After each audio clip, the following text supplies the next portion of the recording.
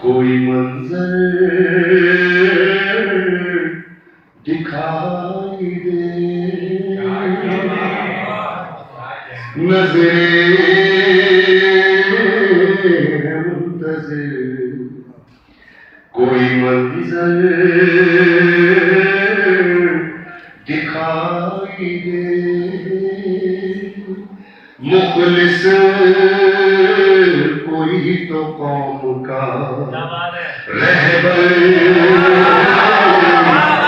دکھائی دے یا رب اٹھا لے عرش پر منبر رسول کا یا رب اٹھا لے عرش پر منبر رسول کا یا حکم دے کے وارث منبر دکھائی دے۔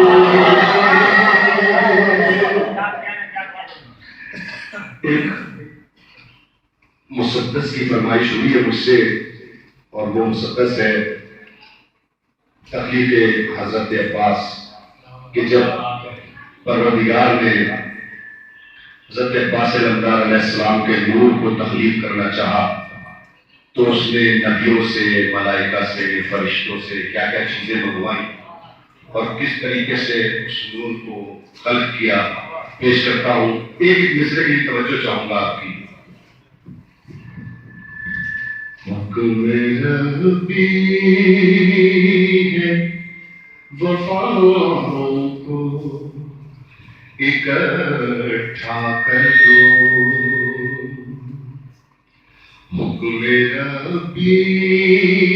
ہے وفاؤں کو اکٹھا کر دو،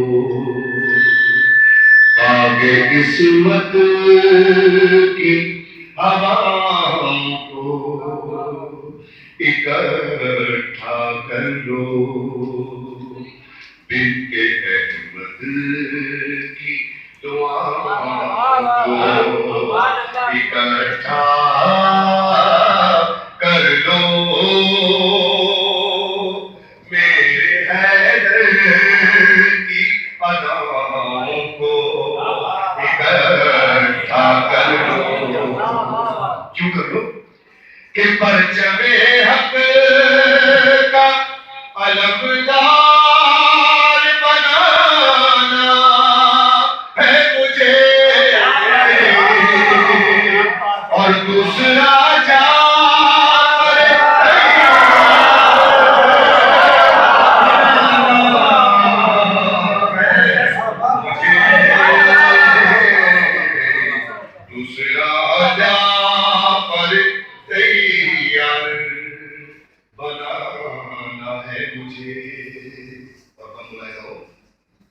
کہ جاؤ الیاس زمانوں کی شرافت لاؤ اور خضر تم جاؤ ذرا موسیٰ کی ہیبت لاؤ، جاؤ جبریل امین کعبے کی قامت لاؤ، جاؤ مریم در زہرا سے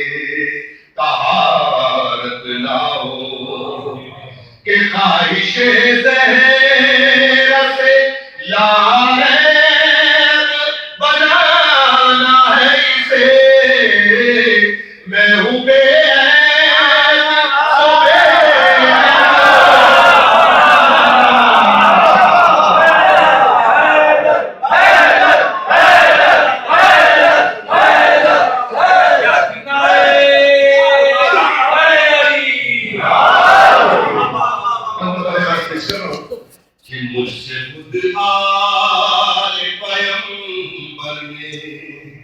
اسے مانگا ہے اور فاطمہ زہرا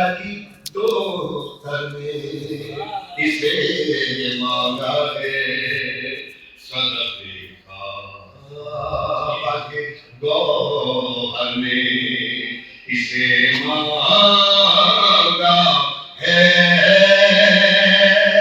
مجھ سے ہر سجدے میں حیدر نے اسے مانگا ہے. اور جب حیدر اللہ سے کچھ مانگے تو کیا ہوتا ہے کہ اب تو واجب ہے، اللہ کہہ رہا ہے اب تو واجب ہے کہ شاہکار بناؤں اس کو، اور ہو بہو ہے